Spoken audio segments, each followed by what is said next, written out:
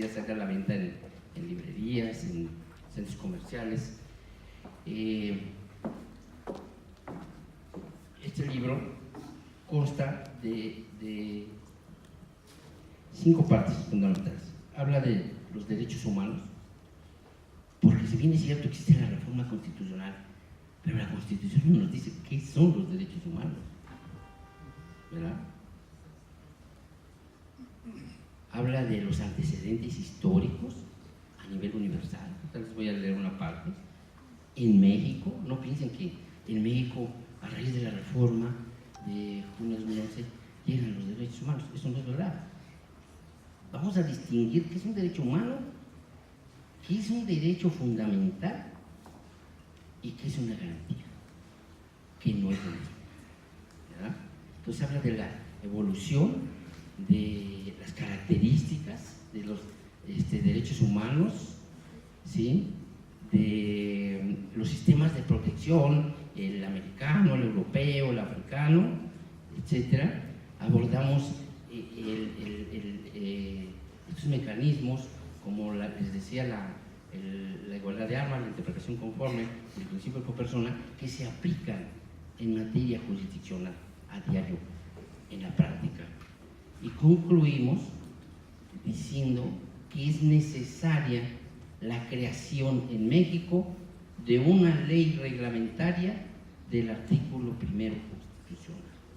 Porque además la reforma, ahí lo dice, y su ley, o sea, da la pauta para que el legislador, el Congreso de la Unión, crea esta ley que es necesaria, que nos defina qué son los derechos humanos, ¿no? Las generaciones también de los derechos humanos. Es un tema que anda en boga, no nada más en nosotros como comunidad jurídica, sino en la sociedad en general. Pero nadie nos ha dicho qué es un derecho humano, cómo aplicarlo, un caso práctico, ¿no? Y es lo que vamos a tratar de hacer esta tarde. Miren, para hablar de derechos humanos, no hay más que 2 teorías, 2 corrientes. Ya lo comentaba acertadamente mi ponente y amigo anterior de esta conferencia. Una, Roberto Alpizar, el jus naturalismo, representado entonces por Sabino, que dice: los derechos humanos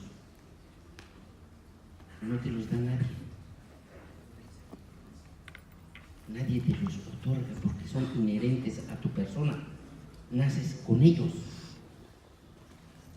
Y viene la teoría positivista. Nosotros históricamente somos kelsenianos, el positivismo kelseniano, ¿no? Todo, aún estamos en época de juicios orales, decimos que consten autos, ¿no? Somos kelsenianos, bajo el sistema francés exegético de la exégesis. Así se interpreta la Constitución, ¿verdad? Entonces, esos derechos humanos con los que nacemos, que el Estado lo que hace es reconocértelos a través de una ley fundamental que es la Constitución. O sea, los derechos fundamentales no son más que los derechos humanos positivizados. Pero no todos los derechos humanos son derechos fundamentales.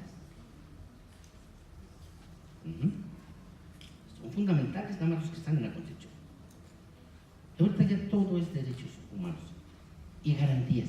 Antes se hablaba, antes de la reforma, el artículo 1º, de garantías individuales. A mí me tocó todavía estudiar, cuando nos dieron clases de Derecho Constitucional, nos hablaban de que la Constitución se divide en 2 partes, de la parte dogmática, del artículo 1 al 29, y la parte orgánica, del 30 en adelante. Eso ya se acabó, ¿sí? Ahora, yo creo que esa terminología que el constituyente del 17 le da de garantías individuales es porque se referían al individuo, ¿verdad? Y eso se sustituye actualmente por persona, por eso lo de por persona, ¿verdad? Porque hay personas físicas y hay personas jurídicas, ¿no? Entonces, el término garantía actualmente tiene una connotación procesalista. ¿Sí? Las garantías no son más que los mecanismos de protección que la propia Constitución te da para la defensa de esos derechos fundamentales. Ahí tenemos el juicio de amparo, la controversia constitucional, la acción de inconstitucionalidad, por citar unos, que son parte del derecho procesal constitucional. Y esos son tus mecanismos, esas son las garantías de defensa con las que tú cuentas, ciudadano o persona, física o jurídica, para la defensa de tus derechos humanos y de tus derechos fundamentales, ¿no? Eso es muy importante, que quede claro esos tres conceptos, porque los vamos a aplicar en nuestra vida diaria, en la actividad que ustedes se manejan. Otro aspecto, les decía, de manera evolutiva, los derechos humanos se dice que nacen en la Revolución Francesa. Eso no es cierto. La primera vez, y ahorita les voy a leer una parte de este texto histórico de la evolución de los derechos humanos que contiene el libro, a nivel nacional y a nivel internacional. Miren, dice en página 11, los derechos humanos. En la Edad Media,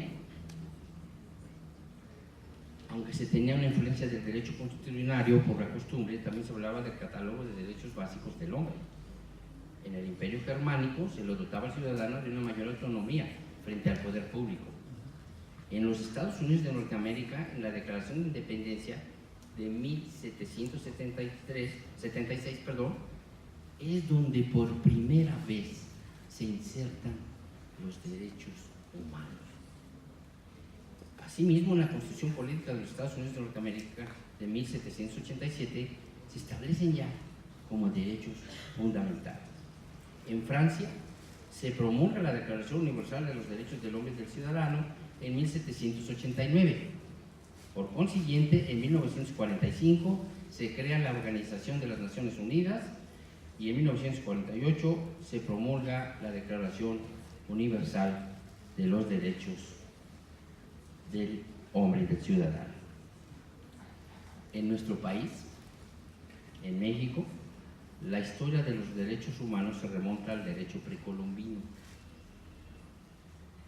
en donde los usos, costumbres, así como la tradición y la idiosincrasia se referían a los derechos de la persona ante la comunidad. En la época colonial, las cartas constitucionales y los bandos que surgen a raíz de los movimientos armados le dan origen a los derechos humanos en la época del liberalismo. El bando de Hidalgo, promulgado en la ciudad de Guadalajara el 6 de diciembre de 1810, establece la abolición de la esclavitud y el derecho a la vida, ya como derechos humanos. En los sentimientos de la nación, el general don José María Morelos y Pavón convoca al primer Congreso Nacional el 14 de septiembre de 1813, en donde establece que América será libre e independiente de España y la soberanía emana del pueblo. La Constitución de Apatzingán, promulgada el 22 de octubre de 1814, recoge de Francia la Declaración Universal de los Derechos del Hombre y del Ciudadano y se inserta por primera vez el término garantías individuales en nuestra Constitución. En la Constitución de 1824, el efímero primer imperio de Agustín de Iturbide daría paso a la primera Constitución convocada por el constituyente de esta fecha, en la que existía un apartado sobre derechos humanos. En la Constitución de 1836 se expiden las 7 leyes en las cuales se habla de los derechos de la persona frente al Estado y se inserta por primera vez el juicio de amparo contra la expropiación por causa de utilidad pública. En la Constitución yucateca de 1841, en los artículos 63 y 64, se establecía que los derechos humanos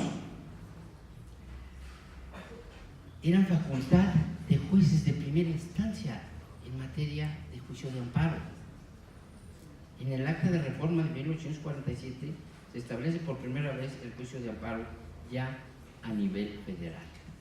Fíjense, tiene su origen primero a nivel de fuero común, y ya en la Constitución de 1917, en su parte dogmática, lo que les decía, establecen las llamadas garantías individuales en el artículo 1 al 29.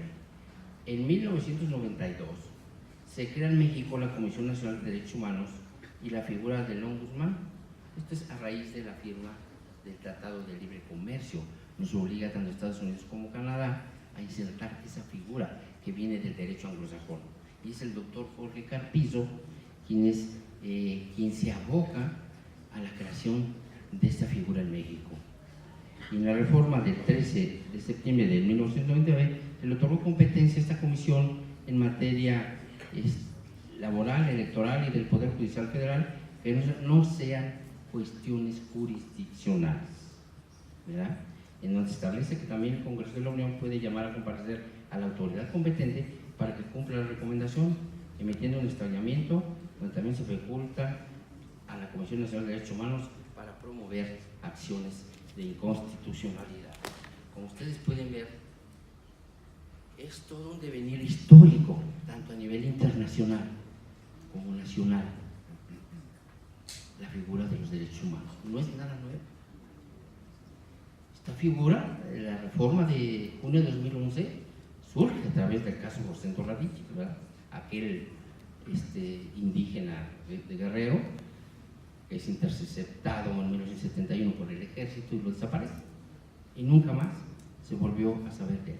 Entonces le hace la Corte Interamericana una recomendación al Estado mexicano para que se reforme esos artículos, y en especial el artículo 1, donde se insertan toda esta gama de figuras, ¿verdad? Entonces, hablando ya en materia y del libro, los derechos humanos forman parte actualmente del quehacer de uno y son constitucionales porque están en la Constitución, ¿verdad? El problema está no en lo que mandata la Constitución, sino en obedecer. ¿Ustedes creen, con todo respeto, que una autoridad municipal, en el caso de la policía, sepa qué son los derechos humanos?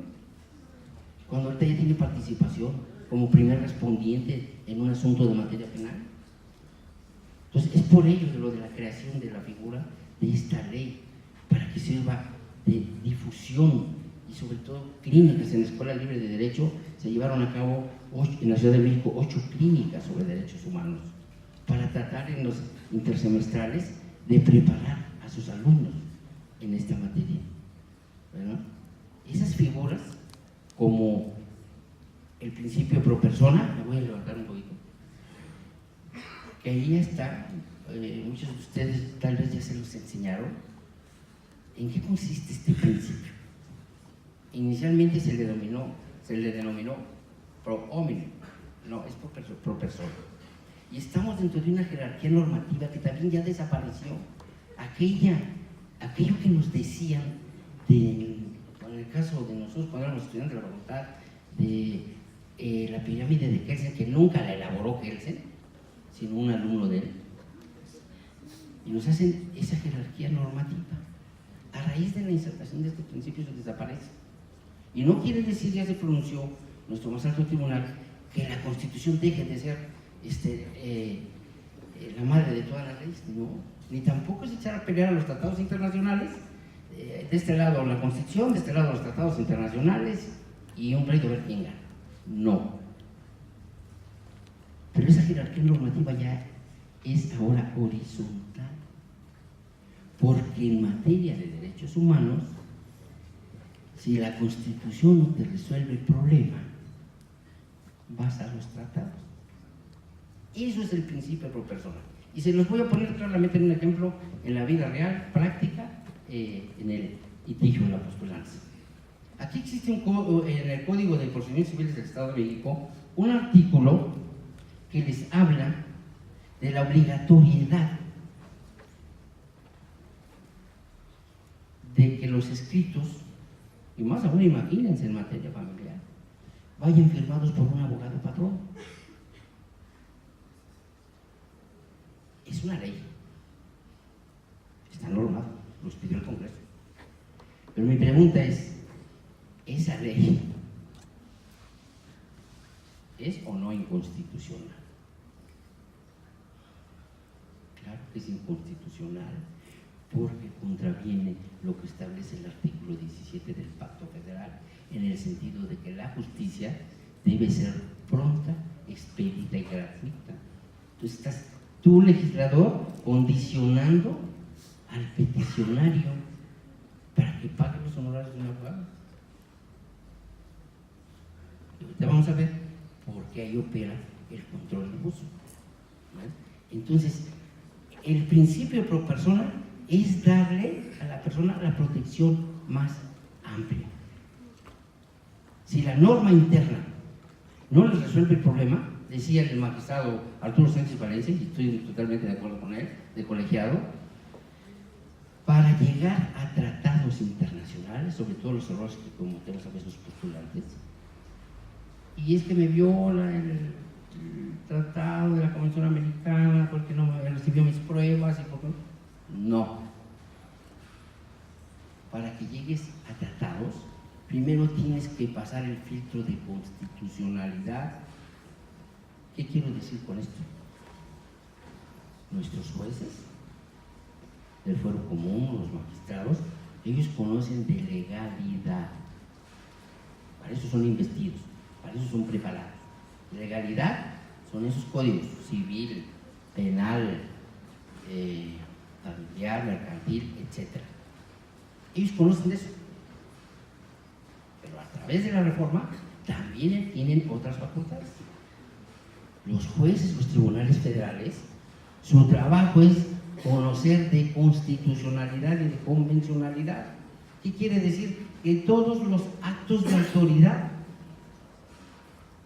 sea jurisdiccional o administrativa, se apeguen a la Constitución. Es por ello lo del juicio de amparo, ¿no? Entonces, todas estas figuras, como el principio pro persona, no es más que una cláusula de favorabilidad, o sea, lo que más te favorece. Y el juzgador está obligado a aplicártelo. Decía en una ocasión que trajeron al doctor Eduardo Ferrer Maglevo, quien es actualmente el presidente de la Corte Interamericana de Derechos Humanos, y vino a hacer un regañadero de postulantes, de jueces y de magistrados a la escuela judicial. Expuso el tema de control de convencionalidad y decía, es obligatorio y es de oficio, y si no lo hacen los operadores jurídicos es porque ustedes, postulantes, no se lo piden o no saben pedirse. Entonces, esta figura del principio pro persona, entre algunas, viene aquí, y no nada más se aplica en materia penal, se aplica en cualquier rama del derecho. ¿Sí? Lo que más te favorece, no lo que más te perjudica. ¿Sí? Si la ley no te resuelve el problema, tienes que pasar, dice el magistrado, el filtro de constitucionalidad. O sea, antes de ir a tratados, primero debo de ver si la Constitución me resuelve el problema, ¿no? Entonces, si la Constitución me resuelve el problema, ¿a qué cosa voy a tratados internacionales?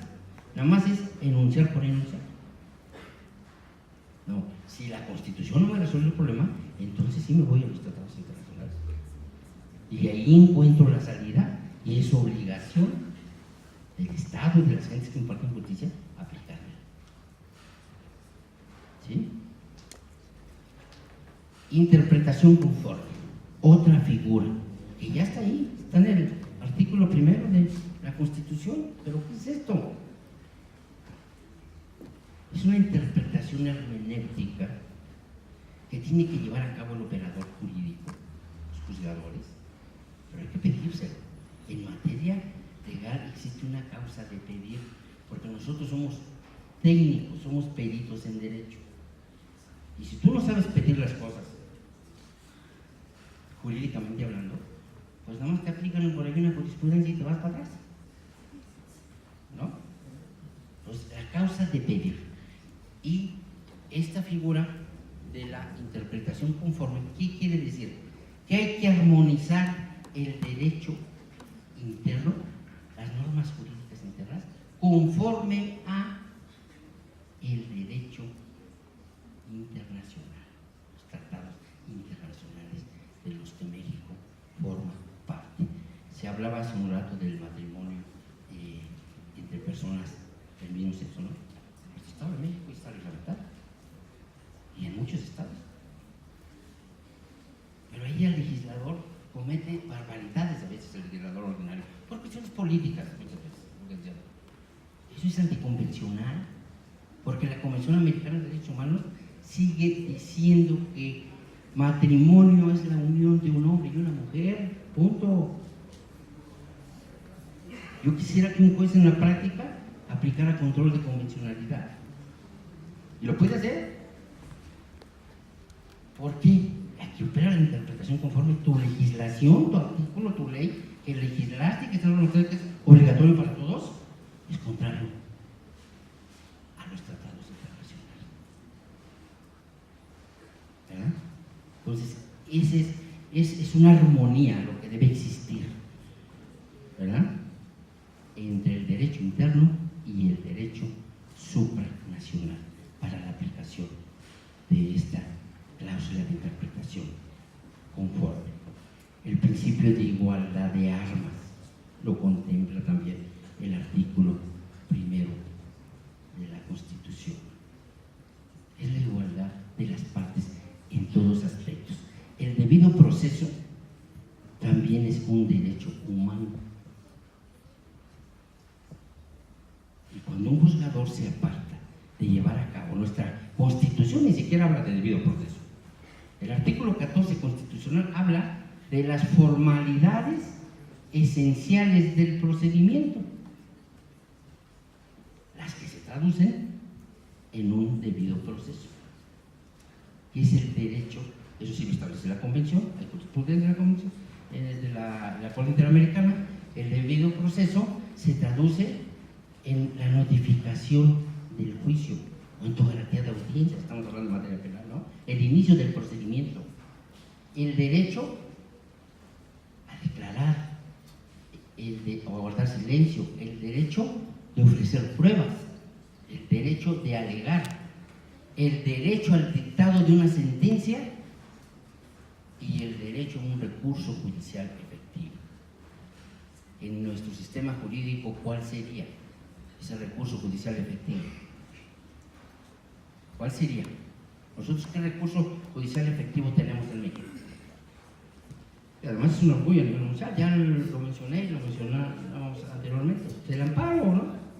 Es un recurso judicial efectivo. Eso nos exigieron, ¿verdad?, para que se dé el debido proceso. En materia penal me decía un amigo, un doctrinario también muy importante: ¿quieres ganar un asunto en materia penal? No más checa dos cosas. Conducta, si está desplegada, ya no le hagas al cuento, ¿no? Por ahí no es la salida. ¿Dónde vas a encontrar la salida? Violaciones al debido proceso. En el caso de Florence Cassés, no se fue porque no era delincuente. O sea, ya la habían sentenciado en 3 instancias, ¿no? ¿Por qué se fue? Que para mí ahí no debió ser un amparo liso y llano, sino para efecto, ¿no? Reponer el procedimiento y que inicie otra vez la pachanga, ¿no? Pero no fue así. Entonces se fue porque hubo violaciones al debido proceso. Entonces el derecho humano, el debido proceso también es un derecho humano. Se inserta otra figura como el bloque de constitucionalidad. ¿Qué es esto? ¿Ya se los enseñaron? Ahora resulta que no les han enseñado nada, ¿no? El bloque de constitucionalidad.